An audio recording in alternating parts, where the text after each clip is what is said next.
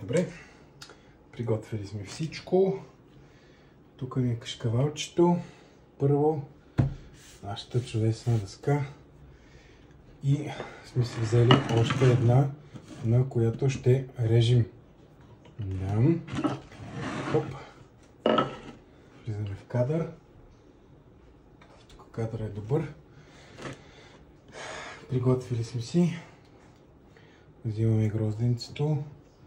Поставяме си го. Взимаме си хлебчетата. И си слагаме подръчната дъска да си изрежем плитката за хлебче. Хоп! Готова ни е. Взимаме си и втората. Хоп! Жирността е такава. Готова ни е и тази. Вече можем да изхвърляме. Хоп! Виждаме тук. Взимаме си и си белим. Именно след като сме готови, можем да си нарежем на нашата помощна спичка. Виждате?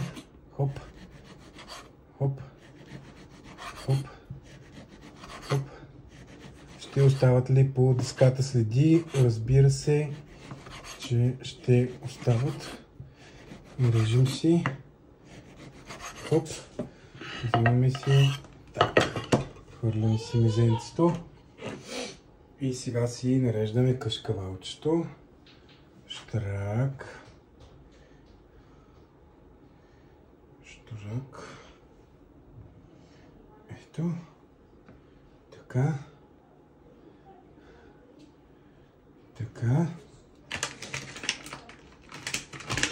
Нареждаме си още кашкавал.